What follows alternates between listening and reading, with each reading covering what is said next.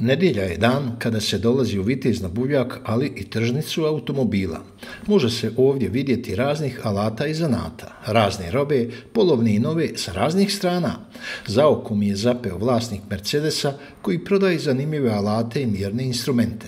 Zaim strika iz Zenice penziju zaradio u Njemačkoj i došao da ubije vrijeme. Razgovarao sam sa Zaimom i nisam se prevario. Zanimljiv i duhovit čovjek koji je kupio, vozio pa prodao 28 novih Mercedesa. Kako on kaže, skinuo ih s trake. Žena je došla prije 2 godine, 2018. Ja sam 2011. Tad sam stupio i u penziju. To je to sve. I kako je? Deutsche penzija. Kako je živjeti u Bosni s njemačkom penzijom? Plaho fino. Plaho fino. Ali malo prije ste rekli jednu zanimljivu izjavu kada je treba vam sepet živaca.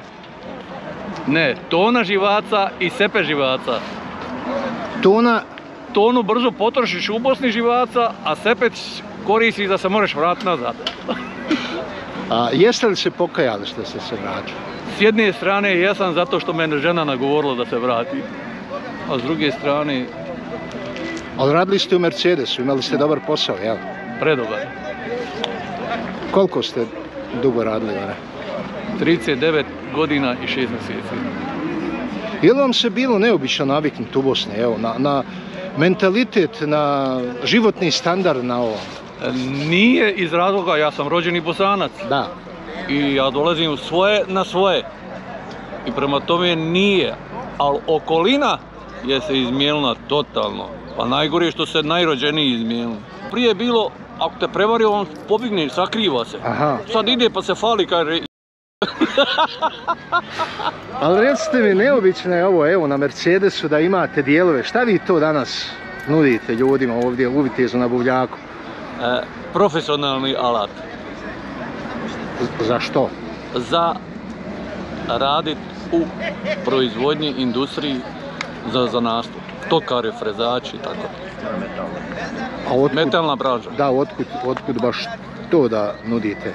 Pa zato što sam radio u Mercedesu i bilo mi je pristupačno da ja to mogu dobiti po povoljnoj cijeni.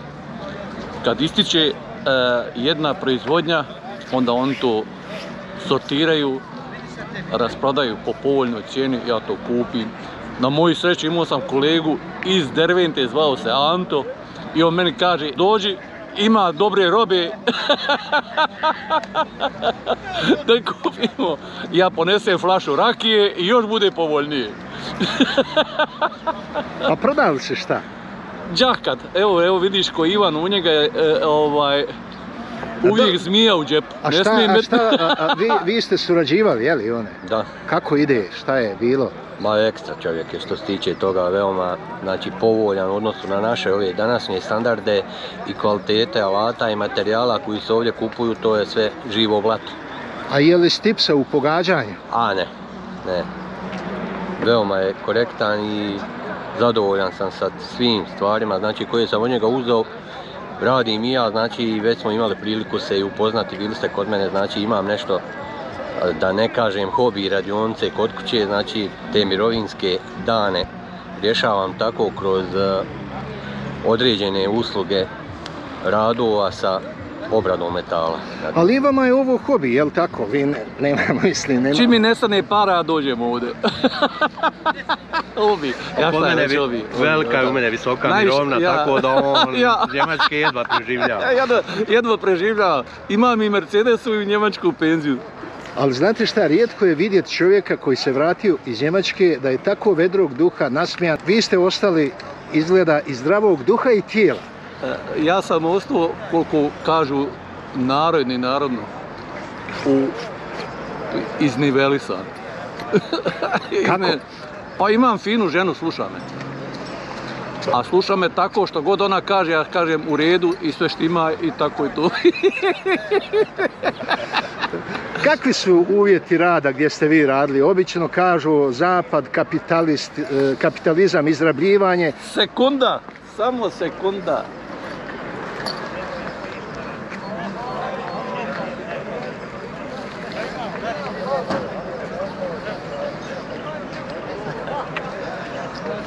E, ovo su moje radne rukavice u Mercedesu. Ko ginekolog sam bio. Ovako sam uvijek rukavice. Pa čekaj, mogli ste onda i kravatu imati, jel? Da ste htjeli? Da sam htio, mogao sam kravatu. Dobro, bilo je momenata kad smo kravatka dolaze, posjeta iz Kine, onda smo imali kravate, svi fini. Znači, to su rukavice... Radne rukavice. Ja. Ima dijelove, ne smiješ golom rukom mufat i tako da su ovo radne rukavice. Radno vrijeme? 7,5 sati. Samo? Subota, nedjelja, odmor? Ja. Onda je to socijalizam, nije kapitalizam. To je Amerika, to je faktički... ja sam radio 7,5 sati i mogu komotno reći da sam se osjećao isto u banju. Plaća, normalno, redovno. Vrh plaća. Jedno drugo, nikad mi niko nije rekao tamo si. Istina da dobiješ radno mjesto koje ti hoćeš, moraš biti jači od Švabije 3 puta. Saznanja. Ne fizičke, već saznanja. A je li plaćeno više nego... Da. Znači, nema veze što ste stranac, ako znate... I 2 inovacije u Mercedesu. Napravio zajem. Vi? Ja. Što ste napravili? Unaprijedio proizvodnju. U kom smislu? Više komada izlazilo. U jedinici vremena? U jedinici vremena. I kvalitetnije. Pa jeste li dobili kakvu nagradu? Bravo, za 10.